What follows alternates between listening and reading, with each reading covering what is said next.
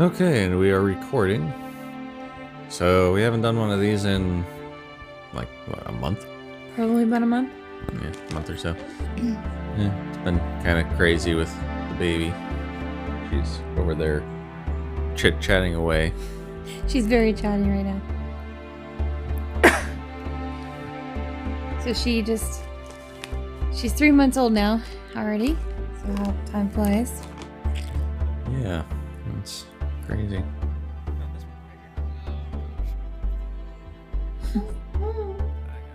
There she goes again. Yep. She just ate, so she's all happy and content. So today we're going to talk about Disney being closed. And well, this has never happened before. It's never been shut down for this long. So when I was doing all my research, all of the times it's been closed, there's only been a couple of times really where it was something other than weather. I mean, it's closed down for a day or so here and there for hurricanes and winter storm and stuff like that, but aside from that, there's only been a couple of times where it's been something other than that. So we're going to kind of go into some details about all the times Disneyland and Disney World have closed. We'll probably start with Disney World because that's kind of our go-to park. We haven't been to Disneyland yet. No, someday we will. Okay, so while our daughter is content in the corner over there in her swing, we're going to go through really quickly kind of a complete history of the closings of Walt Disney World and Disneyland. Well, this is also a good topic right now because Disney World has been closed due to the coronavirus for like over 40 days now. Yeah. So I think they're in the process of reopening or something right now. But Yeah, so as they're planning out how they're going to reopen, we're going to talk about why they've closed in the past, and I looked up some information about how they closed on a couple things, so we'll get to that. So we're going to start with Walt Disney World. So the majority of the times that they've closed, it's been for hurricanes, which is kind of obvious. And I remember when my family went there when I was 10, it was Hurricane George, I think. Yeah. And I remember, but they didn't, I don't think it closed, but it was 1998. I think it's Hurricane George. Okay. But yeah. I don't think that was considered an official closure. No, it wasn't, but I remember missing like half a day there. We actually go back to our cabin when it was raining, and Yeah. before we knew it was the next day. So I don't remember exactly, but if they closed it after we left, or I don't remember, but I remember. So not every hurricane closes Walt Disney World, so if that's the case, because they didn't close when we were there. So Yeah. but, So yeah, so just did it close for every hurricane occurrence, or? no, it is not closed for every hurricane. Okay. So I think with Hurricane George, it was far enough away from the actual hurricane that it mainly was just getting the storms on the outskirts of it. I'm very fortunate that we didn't have to miss on our trip. That was my very first trip to Disney, and I would have been devastated if we had to leave early. Yeah. So I feel for those people who had to. Yeah. So taking it with a grain of salt that I may have missed stuff during my research, the first recorded hurricane closure for Walt Disney World that I found was Hurricane Floyd. And it was the first time a hurricane caused massive closures at Walt Disney World. It was a Category 4 hurricane, and it was closed in 1999 from September 14th at 2 or 3 p.m. And I think the first thing they opened was Animal Kingdom at noon the next day. I realize that's only a year after I went. Yeah. I'm glad it happened in the year we went. So do you want to take the next one? Sure. Alright, so the next hurricane is Hurricane Charley, and that happened in 2004. It was closed at 1 p.m. the day before the storm, and all the parks but Animal Kingdom were reopened later the following afternoon. So that same year was actually really bad for Disney with hurricanes because It also had Hurricane Francis and Hurricane Jean the same year, and it closed for a day each time. And Hurricane Wilma I think that was the same year also. That was the same year, yeah. So Francis, Jean, and Wilma were all in 2004 as well. Yeah. I didn't put a date with Wilma, so I may have mistaken that. Well, mention in the comments if you know when Hurricane Wilma was. Hurricane Matthew was in 2016.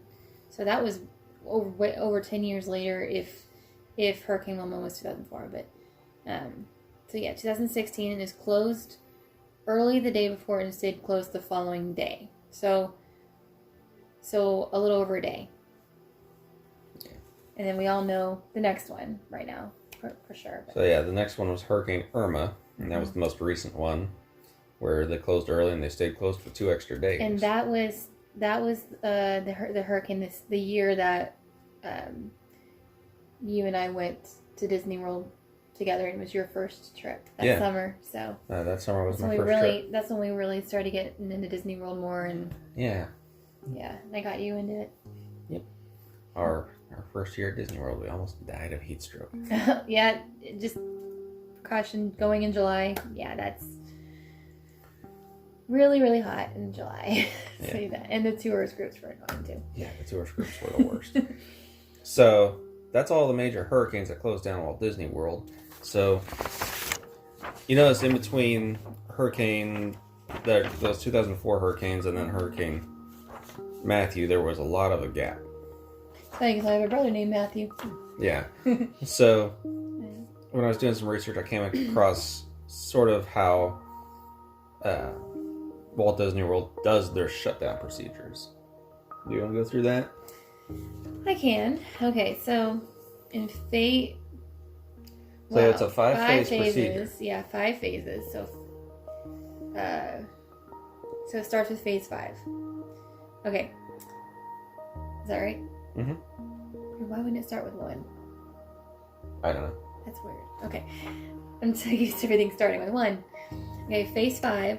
Walt Disney World monitors the possible storm, reviews the current plans, confirms personnel and resource availability, and prepares the Walt Disney World Emergency Operations Center for activation. So phase 5 kind of goes into effect days or weeks before the storm even hits. Yeah, so they're definitely getting prepared for that. Yeah. So they're already making plans to hunker down. Whereas in, this virus, they weren't really prepared for. Yeah. So this is way different, but this is just the longest it's ever been closed. It's so weird. Okay, phase 4.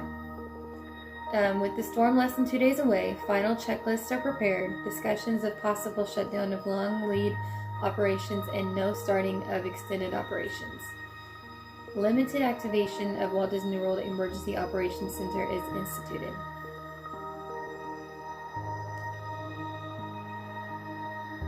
Yeah, so that's pretty detailed with what they're doing. So I don't think we need to really go into too much with that.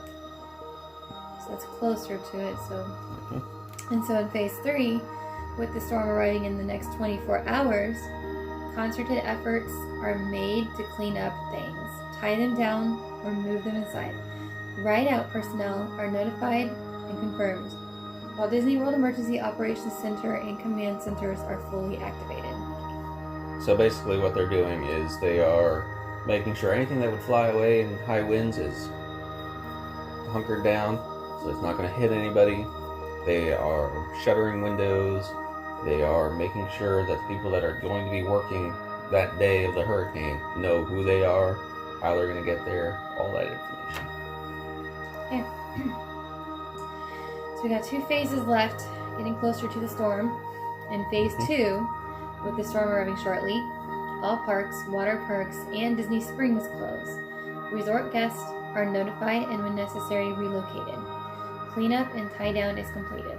Personnel not in ride-out crew are released as soon as possible. So basically, if you don't need to be there, they are getting you the heck out of there. So, yeah. Evacuated. And this is like what we were saying with your experience with hurricanes there. This is only if the hurricane's actually going to hit Disney World. Yeah, I just remember, rain, and I think when we went back to the cabin, it was like protecting us from the storm. I'm not sure how bad it got. I can't remember how bad it got because I don't remember what day. We were there for like 6 days, so I'll have to ask my mom if she remembers. But I don't remember what day of our trip that happened. If it was right before right at the end of our trip or the middle, I can't remember. So I'll have to go through pictures and stuff. But yeah. Okay. In phase 1, the storm has arrived, so everything is shut down and people take shelter. So just like when we get tornadoes and stuff. Yeah. So nobody's out. Everyone's hunkered down. Self-explanatory. It is a complete shutdown. And after the storm, there is a review and situation reports to determine business resumption. I can't talk. Resumption. Is that how you say it? Yeah. Okay. And recovery needs. So, yeah, so they're going to go through, they're going to check every ride, make sure they're intact, make sure there's no storm damage. They're going to check buildings for any damage. It's a very comprehensive review. They have a full team that goes out and checks everything. Just like now they're doing restrictions on like... Yeah, this is a completely new situation, so it's taking them a little while to figure out how they're going to do it. Yeah, definitely a lot of restrictions. So that's the hurricane portion. So Walt Disney World, as far as my research was able to show, aside from the current shutdown, it only shut down for one time outside of hurricanes. And that was with September 11th. And the parks were evacuated 30 minutes after the attack.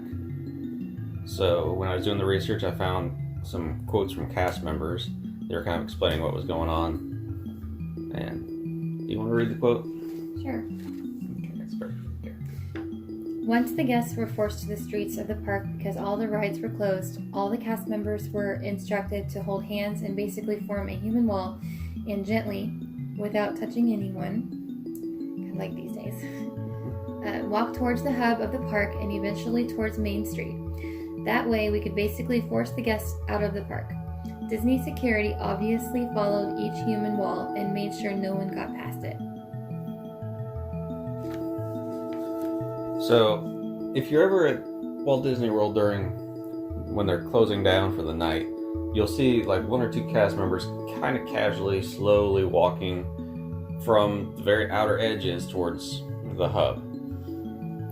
This was different in the fact that they actually had to form a human wall because they didn't want to create a panic necessarily, so they didn't put anything over the PA system. They might have said something like they were closing, but they didn't explain what was going on really because they didn't want to panic. And the reason they shut down was because with how many people are at Walt Disney World, it was considered a potential target. Okay. So Disneyland also was closed for September 11th. I'm just going to throw this in there. Yeah, so when the attacks happened, due to the time difference, the park hadn't opened yet, so they just didn't open the gates.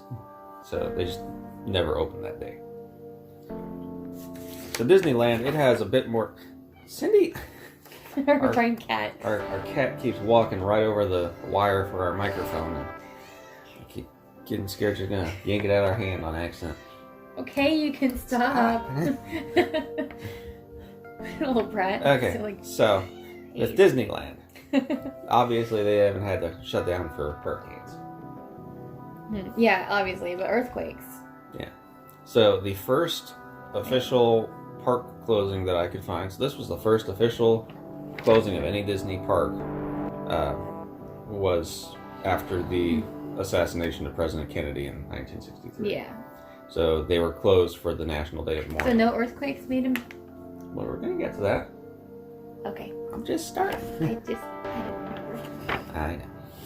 Okay, so the next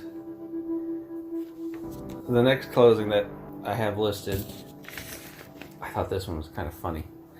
I actually had to do a little extra research on this because I had never heard of this stuff. So the second closure that I had researched was a Yippies protest on Tom Sawyer's Island in 1970. Oh yeah, like 70s. But... So Yippies are not hippies.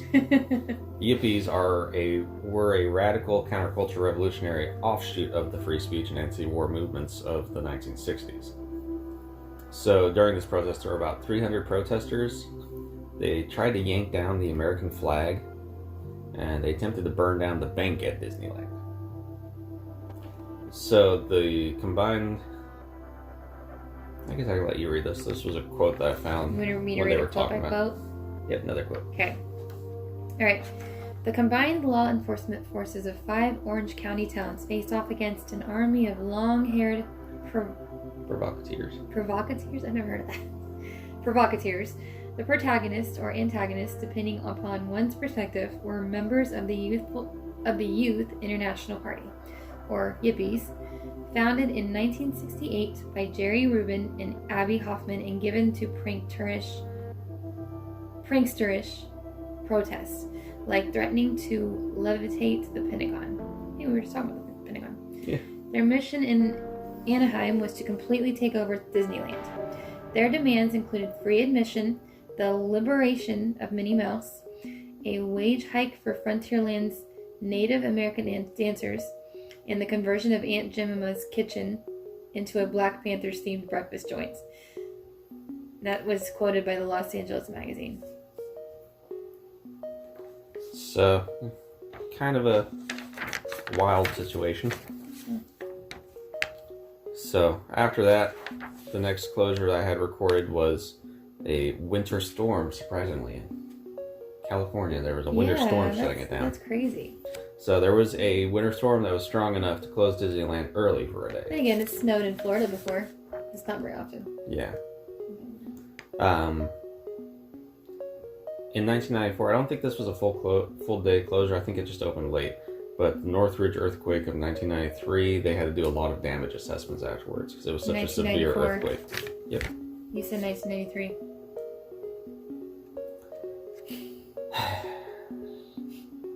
Okay. I'm just pointing out the facts. Okay. Yeah. So, yeah, the Northridge earthquake of 1994. So, they opened late due to damage assessment, so you said. Okay. All right. So then the most recent one was the September 11th.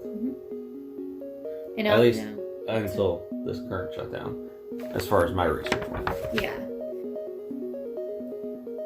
So hopefully I didn't miss anything. If there are any other shutdowns or closings of the Disney parks in general, anywhere in the world actually, doesn't have to be just the ones here in the U.S. Please let us know if you can think of any, if we've left any of them out. Yeah, we wanted to keep this kind of brief, so we didn't list all the international Disneylands. I think that's going to be it for the day. So we've been mentioning our daughter quite a few times in this episode, so we had a request from someone that's been watching a lot of our videos. They wanted to get to see our daughter a little bit more, so we're going to have a little montage that I put together to celebrate her 3-month birthday. Well, she's actually going to be 4 months soon, so it's been a while since we've done a podcast. We've been pretty busy with her. Yep. So we're going to sign off, and we're going to leave you with this little birthday video of Trinity. Okay. Well, quarter birthday. So remember to like, share, and subscribe, and we hope to see you next time.